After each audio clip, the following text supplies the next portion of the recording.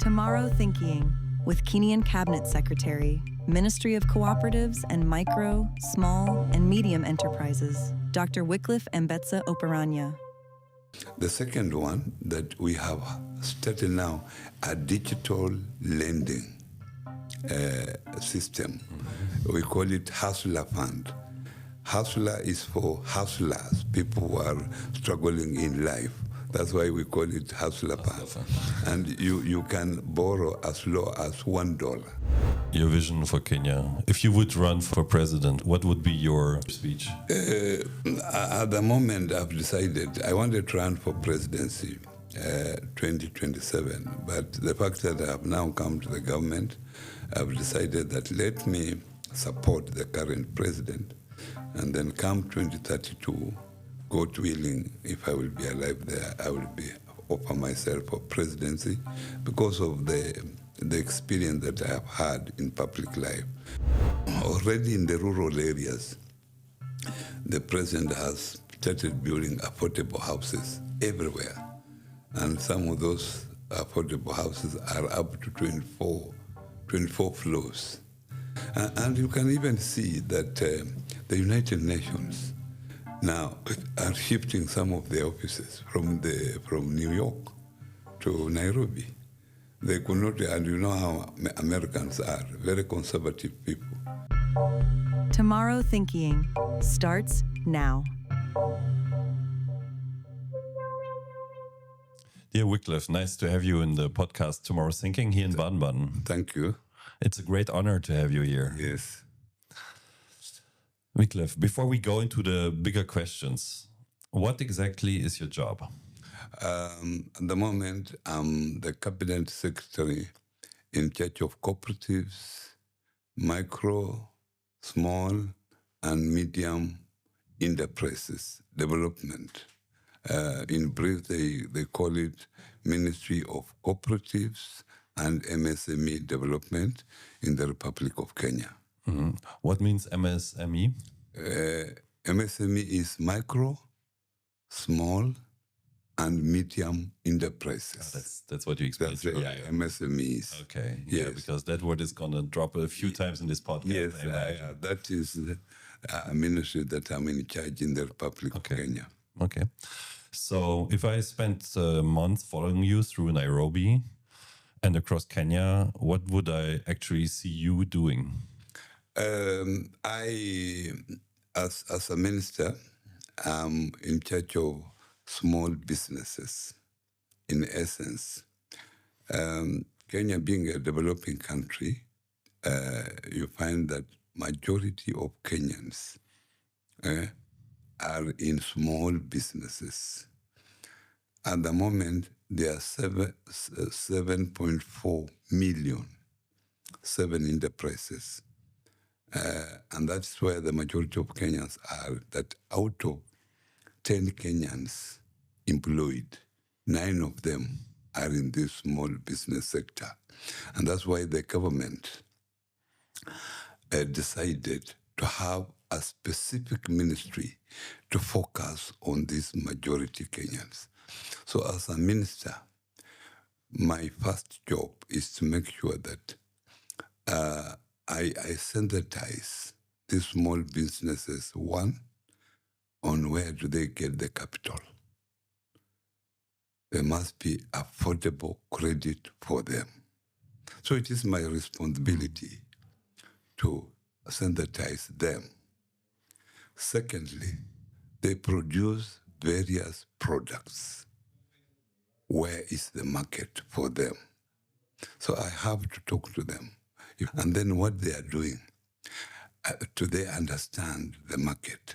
Where, if they are doing economic activity, you must think yourself, where do you sell these things?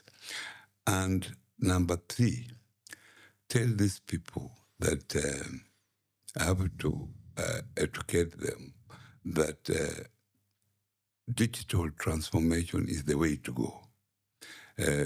Do things through digital transformation. And in Kenya, we have moved a step ahead on digitization. Digitize your business so that it is easier. You can open a bank account. You can bank your money in the bank account without necessarily going to the bank. You can withdraw money using your phone. So it is important as a small business person to have a smartphone that will help you to be more efficient, to reach your customers, to reach to the bank, to bank your money, and also train them on entrepreneurship.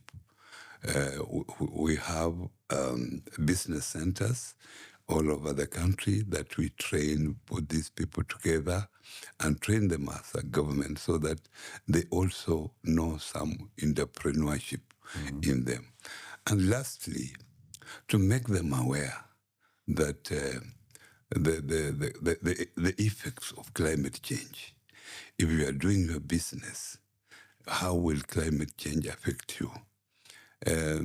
Electricity is so expensive in our own country. How do you access cheaper energy? Have your business on solar? Since in Africa, we have the advantage of having light throughout sunshine throughout the year. Have your business on solar. That will be cheaper. You will make more profits, and you will be able to grow your business faster. That is what I do on MSME, small businesses, so that they are able to grow. So, how many people do live in Kenya? At the moment, we have about 55 million Kenyans. 55 million. Yeah. And as a country, how big is it? Could you tell in comparison to Germany or France or Europe? I think Kenya should be nearly the size of Germany. Germany, okay. Nearly the size of Okay, Germany. interesting. Yeah. And do you have more like a younger or older population? Yeah, the younger population is about 70%. Those people who are below 35 years are about 70%. And that's why my ministry is so critical to focus on that 70% of the people. How do you nurture them to come up? Yeah, a lot of potential. Yeah. If we walk together through a market in Nairobi, what would you show me first to explain me why MSMEs matter so much for Kenya? They matter because that is where the majority of people are. Our economy is a developing economy. Here, you have a developed economy already, and even your population structure is that you have more older people than young people, unlike Kenya. So the MSMEs in Kenya are so critical because that is where people are. These young people, that's where they start their jobs. And that's why initially I said that out of 10 people that come out to look for a job from school, and Kenya produces about 1 million young people in the labor market every year. Out of those, 90% end up doing small businesses. So that is why it is crucial for the government to focus on that. So this is your main industry? Yes. You see, sometimes most of them you'll find that they are in service sector, buying supplies here, selling to someone else, making 1 shilling or 2 shillings. Majority of them, yes. If we would together enter a small carpentry shop in Nairobi, let's imagine we'd go together. I've never been in Kenya. It would be a nice thing to do, actually. Yes. Like where you are, you enter into a shop. Yeah, let's go together in that shop, this carpentry shop. Yes. And what would be the real obstacles there today? Financing, electricity, more like machines, or more like digital access or export? First of all, in a carpentry shop, you'll find that someone is struggling. There's no electricity. Is using maybe a generator, hired a generator to use, because electricity is not everywhere. About 13 million of the Kenyans are not connected to electricity. Secondly, you will find that there are all scrap equipment here and there, which means that this person depends on hiring equipment to use generator, welding machine. They borrow from others. They do their work and return and pay. And so you will find very scattered material here and there because of one, these people don't have capital. So you not expect a well-stocked carpentry because they lack capital. As I've said, that is the most critical. So electricity and then capital electricity is not there. Yeah. So they will That's be having, the base, right? They will be having a generator there, which is hired for that particular work. Yeah. Otherwise, if there's no work, you'll find the person idle. But isn't there any new solar panel technology which is affordable and makeable? But these people cannot afford to install solar. And that's why now the government is coming in, one, to make sure that electricity is everywhere. But as they make money, connectivity is now a priority. As they make money, then we encourage them now to have their own solar. Because the government cannot do for everybody solar. But connect them to electricity, let them make money. After making money, then they can install solar themselves. Is Kenya a wealthy country? Wealthy in what sense? In resources. Yes, we have a lot of resources. I cannot say that Kenya is a poor country. The only problem we have that we have not been able to exploit these resources. We have minerals everywhere, but you see these minerals, we have not been able to exploit them because of limited resources. Or we have not encouraged investors to come in to exploit these resources. I could say so. And also you have a huge potential in the human capital, intellectual capital. Yeah, in fact, that is our best resource, that most of Kenyans are educated. If you came to Kenya, you could speak to everybody in English. They will be able to speak. We have good schools. At least that is the best system that we are given by the colonial masters, the British. Yes. If you would imagine a young Kenyan fashion designer who would try to bring her work to Europe, what does her path look like today, step by step? How could she afford doing that? Fashion designer coming to Europe is a long journey. Why? Because, as I've said earlier, there must be capital. You must have enough capital to do that. Yeah? Does the lady have resources to do what is supposed to be? Number two is the competition. For you to sell internationally, you must compete locally first for you to go internationally. So you find that our costs are very high in terms of resources, in terms of energy. So you are not competitive as such. So you will find that a designer who will work to go to Europe, the journey is very long, that you need to have been in the industry for a long time to work on capital, have enough capital. Secondly, to be competitive, acquire skills so that you are able to produce better designs that can compete on the world market. And then even understand the export market, the procedure for exporting. So that is a journey that might take someone 5 years. But we are lucky that we have also Kenyans who are exposed, who who are born and who are lucky to be out there. When they come locally, those are easier to go out there and deal with the export market. There's also a structure in Kenya which is called cooperatives, right? Cooperatives. How is that working? Where is this coming from? Now, cooperatives work very well because a number of people come together.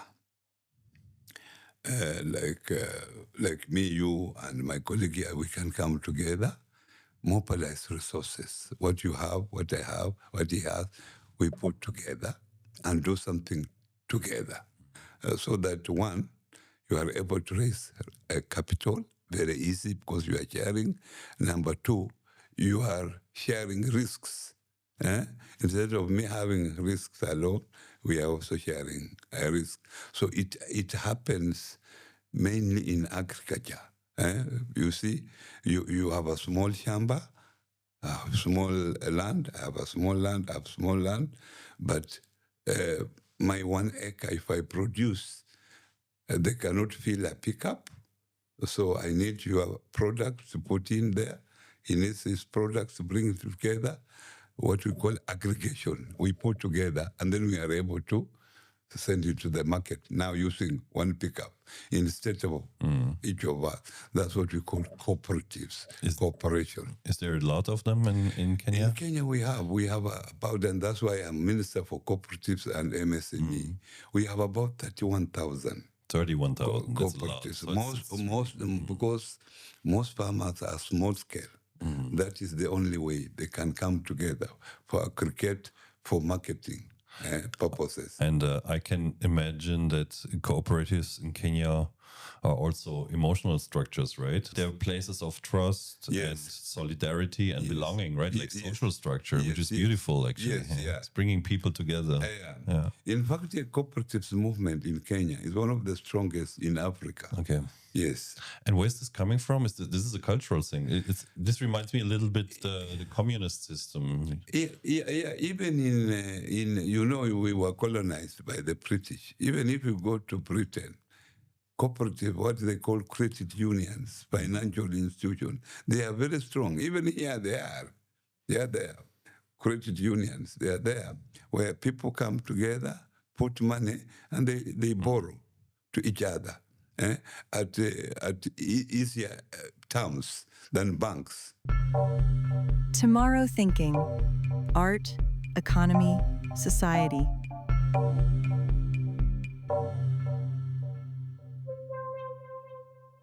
Where do you see the most exciting overlap between sustainability and entrepreneurship in Kenya? To sustain something, you must understand what you are doing, and that's why entrepreneurship is very critical, and that training is very critical.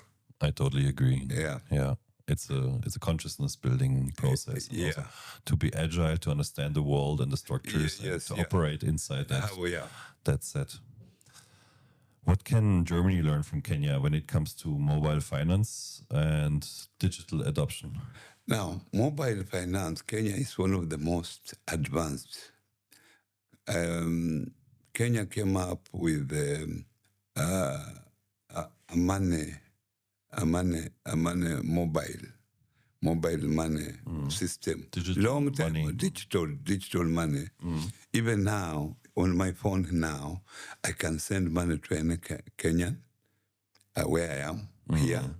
I can withdraw money from my bank now and be able to send money anywhere in this country, including yourself, can send you money. And the system can convert itself. I send you Kenya shillings, but it converts. You get it in dollars, you get it in US dollars. That system was started in Kenya in the 90s. You can imagine. Now it has been adopted. Now most African countries do it, and most European countries have also picked it. So Kenya, there we are developed. The second one that we have started now, a digital lending system. We call it Hustler Fund. Hustler is for hustlers, people who are struggling in life. That's why we call it hustler fund. And you can borrow as low as $1. Okay. Borrow $1, have your lunch, and make sure you pay within 15 days. You are paid back, so you can borrow. Yeah. Pay back, and because of that borrowing and borrowing, your credit limit goes up. That's super Because interesting. you build a trust. So you start with a credit limit of $1. After sometimes, because you are a good borrower, it increases to $2, $3, $10, up to $100 that now you can borrow. But it depends. So you do not interact with anybody. It is on digital completely. So it's called Hustler Fund. And because of that, so many other private entrepreneurs have come up with the banks, especially banks, so that it is now a very developed system in Kenya, so that you find people, they borrow from here, use it, and borrow from another bank to pay that one. It's a complex system, and people are surviving through that. People are running business, big business, using that borrowing system. It's a very beautiful idea because it gives hope and opportunities, right? And I can tell you that that's where Kenya is ahead of others, including yourselves here in Germany. So which other Kenyan products, ideas, or creative industries deserve, in your opinion, more international attention? As a developing country, obviously, we are more focusing on local, but there is no country that can survive without dealing with the outside world. But you'll find that most of our cash crops, we export them, like coffee. Yeah, we export coffee. And funny enough, it is Germany that buys most of our coffee. So in that area, coffee, tea, avocado, most of it we export. So our international relations is very important for us because of the export. Unfortunately, we have not been able to be lucky with the oil. We were told oil was discovered in Turkana, but it has not been exploited to the moment. And also minerals, we have not been lucky. But we are told there's quite a number of mineral resources within our country, and we're hopeful that if we exploit the two, our country will move somewhere. But so far, it is the largest economy in East Africa. And the entire Africa, we are number 6 in terms of the largest economy in Africa. We are number 6, I think, after Nigeria, South Africa, Algeria, and Egypt. Yeah, we are number 6. That's strong. Yeah, we have a strong economy. How many countries are in the African Union? 51, right? 54. 54. 54. So you're number 6 of 54. We are number 6. So number 6 you're one 54. of the strongest country on the continent. And in East Africa, we are the largest. Now I'm going to ask you more like something personal, okay? Yes. What does Kenya mean to you emotionally? Kenya is my own country, and fortunately, I have throughout my life, I have worked in the country. After my university, I joined a professional firm of accountants, Ernst & Young, and from there I became a finance director of a private company, and then I entered into politics. I entered into politics in the year 2000. Okay. And that is 25 years ago, and that's not a short period. And why did you enter politics? It was pressure from the people. Yeah, I happen to come from a rural constituency, and when you have gone to school somewhere and people see you develop, you help them build a church, you help them build a school, they feel that when you go to politics, maybe you will help them more, because Kenya having a political government through a fair election every 5 years. They feel that at the national level is where the cake is shared. So if you are part of it, then you will bring to them more cake. Which is your favorite place in Kenya? My favorite place in Kenya obviously will be my home area, where I was born, where I have established myself, where I was a member of parliament. And of course, my second preferred area will be my city, where I stay in terms of my work. Okay, where were you raised and born? I was raised in a place called Butere in Western Kenya. Okay. And that's my home area. What's your favorite food? African food, ugali, that is flour mixed with hot water. That's what we call ugali. And of course, chicken, traditional chicken. That is our best, and sukuma wiki.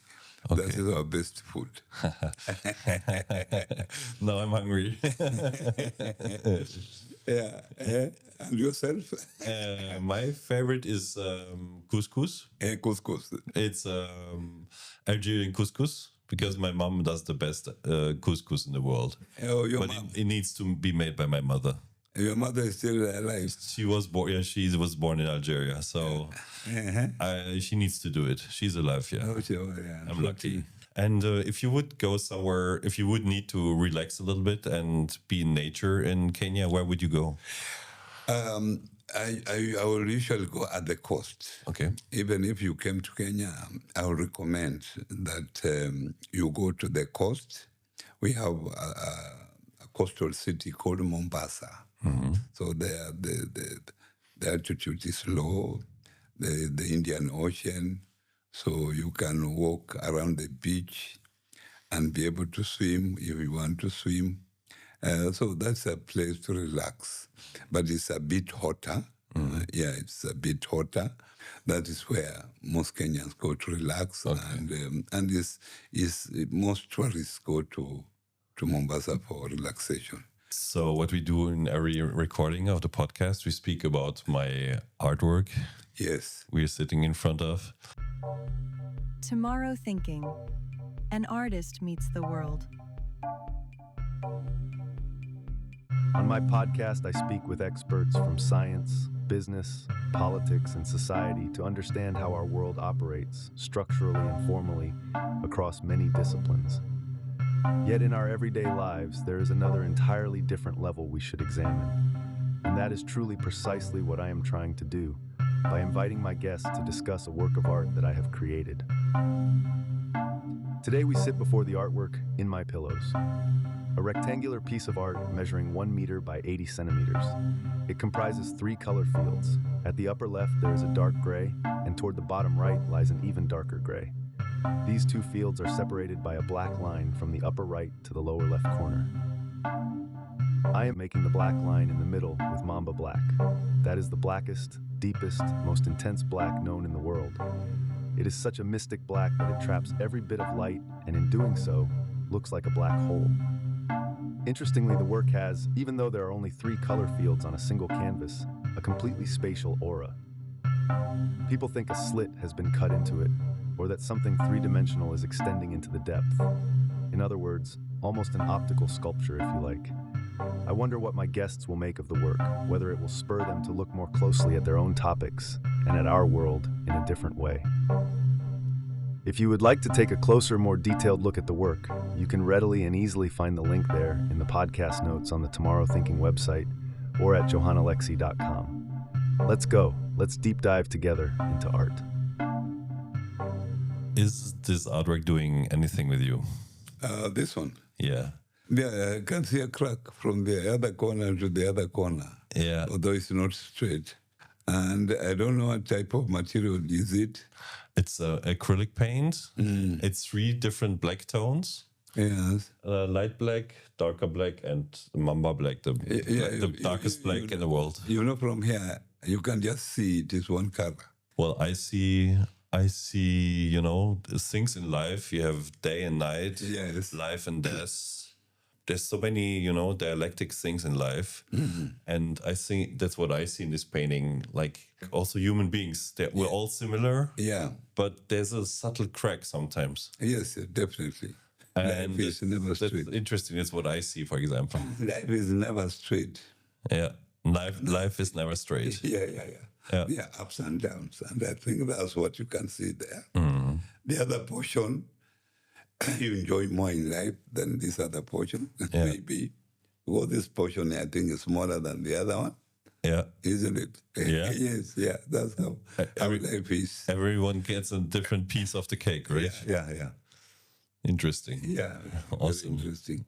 So what is your vision for Kenya? If you would run for president, what would be your speech? At the moment, I've decided I wanted to run for presidency 2027. But the fact that I have now come to the government, I've decided that let me support the current president. And then come 2032, God willing, if I will be alive there, I will offer myself for presidency because of the experience that I have had in public life. And do you see skyscrapers, more fast trains? Yes. Rocket technology? Yes. Already in the rural areas, the president has started building affordable houses everywhere. And some of those affordable houses are up to 24 floors. And you can even see that the United Nations now are shifting some of their offices from New York to Nairobi. They could not, and you know how Americans are, very conservative people. But if they are doing that, they must have seen something in Kenya to do that. Yes. They like themselves. Yeah. Beautiful. Thank you. Thank you very much. Wycliffe Oparanya, thank you so much for this great discussion. It was great to have an insight into your country and your taste of food and your personality was great. Thank you very much. Please come back next time you're in Germany. For giving me the opportunity. I'm happy to have given me the opportunity, and I'm enjoying the stay here. Great. Say hi to your family and your mother. Tomorrow Thinking by Johann Alexis. Producer, Malcolm Gumpf. More podcasts and info at tomorrow-thinking.com.